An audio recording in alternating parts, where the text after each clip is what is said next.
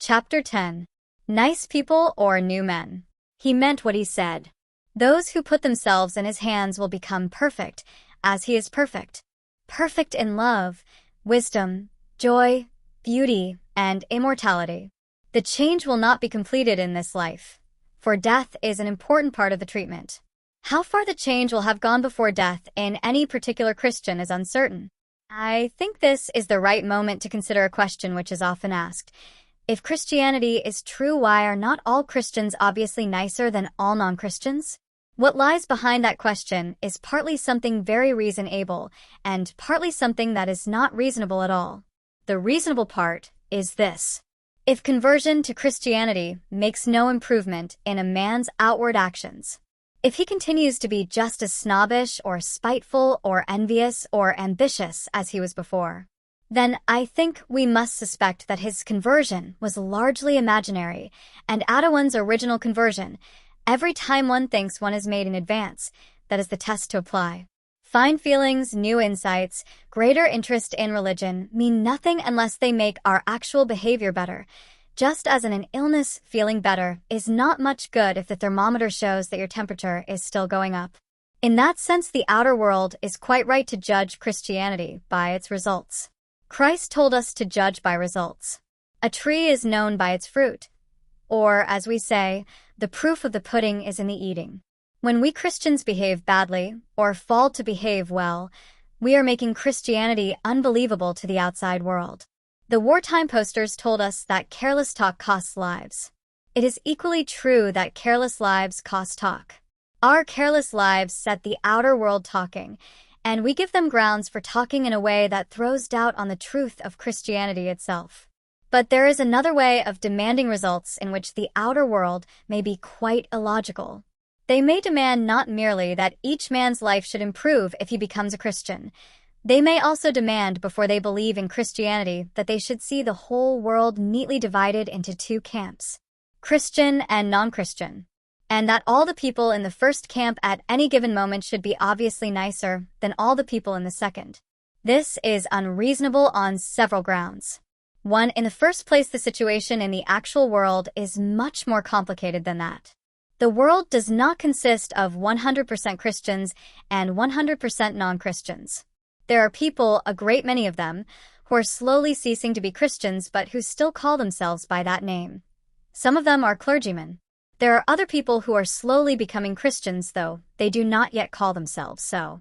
There are people who do not accept the full Christian doctrine about Christ, but who are so strongly attracted by him that they are his in a much deeper sense than they themselves understand. There are people in other religions who are being led by God's secret influence to concentrate on those parts of their religion which are in agreement with Christianity, and who thus belong to Christ without knowing it. For example, a Buddhist of good will may be led to concentrate more and more on the Buddhist teaching about mercy and to leave in the background, though he might still say he believed, the Buddhist teaching on certain other points. Many of the good pagans long before Christ's birth may have been in this position. And always, of course, there are a great many people who are just confused in mind and have a lot of inconsistent beliefs all jumbled up together. Consequently, it is not much use trying to make judgments about Christians and non-Christians in the mass. It is some use comparing cats and dogs or even men and women in the mass because one knows definitely which is which. Also, an animal does not turn, either slowly or suddenly, from a dog into a cat. But when we are comparing Christians in general with non-Christians in general, we are usually not thinking about real people whom we know at all, but only about two vague ideas which we have got from novels and newspapers. If you want to compare the bad Christian and the good atheist, you must think about two real specimens whom you have actually met. Unless we come down to brass tacks in that way, we shall only be wasting time. 2. Suppose we have come down to brass tacks and are now talking not about an imaginary Christian and an imaginary non-Christian, but about two real people in our own neighborhood. Even then, we must be careful to ask the right question. If Christianity is true, then it ought to follow A. That any Christian will be nicer than the same person would be if he were not a Christian. B. That any man who becomes a Christian will be nicer than he was before. Just in the same way, if the advertisements of White Smiles toothpaste are true, it ought to follow A. That anyone who uses it will have better teeth than the same person would have if he did not use it. B. That if anyone begins to use it, his teeth will improve. But to point out that I, who use white smiles and also have inherited bad teeth from both my parents, have not got as fine a set as some healthy young Negro who never used toothpaste at all, does not, by itself, prove that the advertisements are untrue. Christian Miss Bates may have an unkinder tongue than unbelieving Dick Firkin.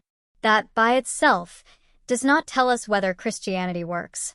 The question is what Miss Bates's tongue would be like if she were not a Christian, and what Dick's would be like if he became one. Miss Bates and Dick, as a result of natural causes and early upbringing, have certain temperaments. Christianity professes to put both temperaments under new management if they will allow it to do so. What you have a right to ask is whether that management, if allowed to take over, improves the concern. Everyone knows that what is being managed in Dick Firkin's case is much nicer than what is being managed in Miss Bates's. That is not the point. To judge the management of a factory, you must consider not only the output but the plant. Considering the plant at Factory A, it may be a wonder that it turns out anything at all. Considering the first-class outfit at Factory B, its output, though high, may be a great deal lower than it ought to be. No doubt the good manager at Factory A is going to put in new machinery as soon as he can, but that takes time. In the meantime, low output does not prove that he is a failure. 3. And now let us go a little deeper. The manager is going to put in new machinery. Before Christ has finished with Miss Bates, she is going to be very nice indeed. But if we left it at that, it would sound as though Christ's only aim was to pull Miss Bates up to the same level on which Dick had been all along. We have been talking, in fact, as if Dick were all right, as if Christianity was something nasty people needed and nice ones could afford to do without, and as if niceness was all that God demanded. But this would be a fatal mistake. The truth is that in God's eyes, Dick Firkin needs saving every bit as much as Miss Bates. In one sense, I will explain what sense in a moment, niceness hardly comes into the question. You cannot expect God to look at Dick's placid temper and friendly disposition exactly as we do. They result from natural causes which God himself creates. Being merely temperamental, they will all disappear if Dick's digestion alters. The niceness, in fact, is God's gift to Dick, not Dick's gift to God. In the same way, God has allowed natural causes, working in a world spoiled by centuries of sin, to produce in Miss Bates the narrow mind and jangled nerves which account for most of her nastiness. He intends, in his own good time, to set that part of her right. But that is not, for God, the critical part of the business. It presents no difficulties. It is not what he is anxious about. What he is watching and waiting and working for is something that is not easy even for God, because from the nature of the case, even he cannot produce it by a mere act of power. He is waiting and watching for it both in Miss Bates and in Dick Firkin. It is something they can freely give him or freely refuse to him.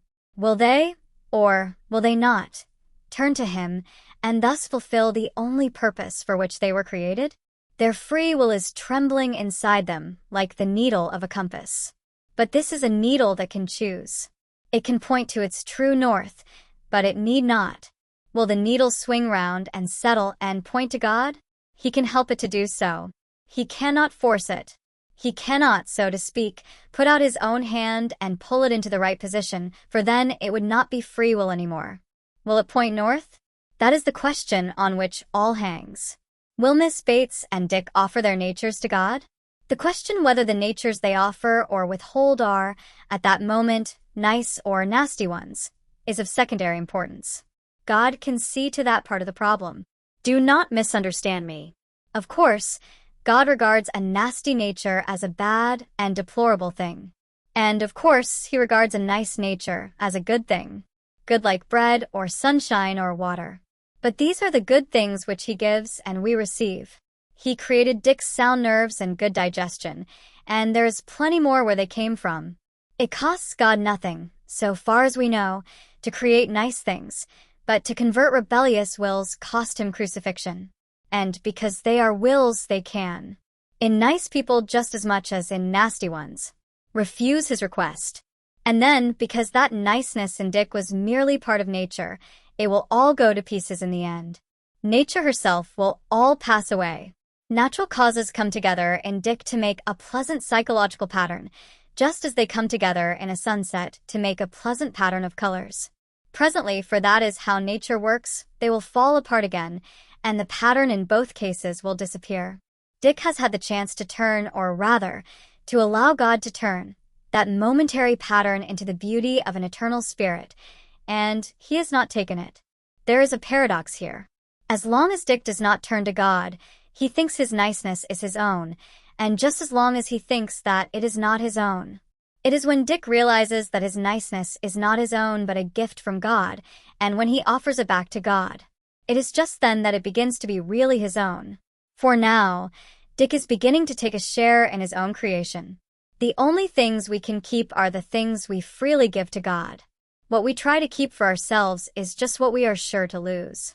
We must, therefore, not be surprised if we find among the Christians some people who are still nasty. There is even, when you come to think it over, a reason why nasty people might be expected to turn to Christ in greater numbers than nice ones. That was what people objected to about Christ during his life on earth. He seemed to attract such awful people. That is what people still object to and always will. Do you not see why?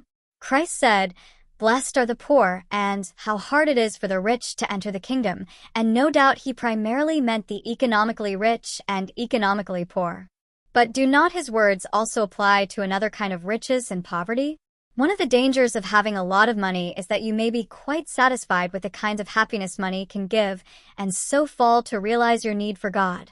If everything seems to come simply by signing checks, you may forget that you are at every moment totally dependent on God. Now, quite plainly, natural gifts carry with them a similar danger.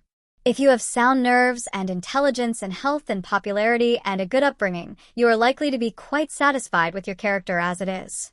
Why drag God into it, you may ask? A certain level of good conduct comes fairly easily to you. You are not one of those wretched creatures who are always being tripped up by sex, or dipsomania, or nervousness, or bad temper. Everyone says you are a nice chap, and, between ourselves, you agree with them. You are quite likely to believe all this niceness is your own doing, and you may easily not feel the need for any better kind of goodness. Often people who have all these natural kinds of goodness cannot be brought to recognize their need for Christ at all until, one day, the natural goodness lets them down and their self-satisfaction is shattered. In other words, it is hard for those who are rich, in this sense, to enter the kingdom. It is very different for the nasty people. The little, low, timid, warped, thin-blooded, lonely people, or the passionate, sensual, unbalanced people. If they make any attempt at goodness at all, they learn, in double-quick time, that they need help. It is Christ or nothing for them. It is taking up the cross and following. Or else despair. They are the lost sheep. He came specially to find them. They are, in one very real and terrible sense, the poor. He blessed them. They are the awful set he goes about with. And of course, the Pharisees say still, as they said from the first, if there were anything in Christianity those people would not be Christians. There is either a warning or an encouragement here, for every one of us. If you are a nice person, if virtue comes easily to you, beware. Much is expected from those to whom much is given. If you mistake for your own merits what are really God's gifts to you through nature, and if you are contented with simply being nice, you are still a rebel, and all those gifts will only make your fall more terrible, your corruption more complicated, your bad example more disastrous. The devil was an archangel once. His natural gifts were as far above yours as yours are above those of a chimpanzee. But if you're a poor creature, poisoned by a wretched upbringing in some house full of vulgar jealousies and senseless quarrels, saddled, by no choice of your own, with some loathsome sexual perversion, nagged day in and day out by an inferiority complex that makes you snap at your best friends, do not despair. He knows all about it. You are one of the poor whom he blessed. He knows what a wretched machine you are trying to drive. Keep on. Do what you can.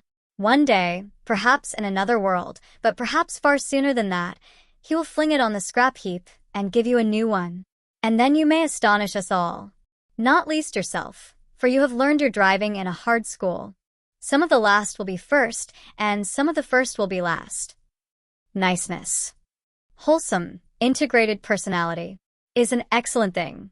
We must try by every medical, educational, economic, and political means in our power to produce a world where as many people as possible grow up nice, just as we must try to produce a world where all have plenty to eat.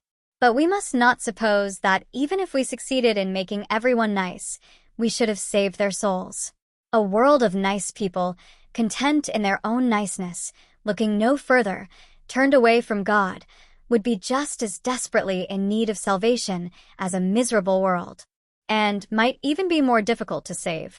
For mere improvement is not redemption, though redemption always improves people even here and now and will, in the end, improve them to a degree we cannot yet imagine.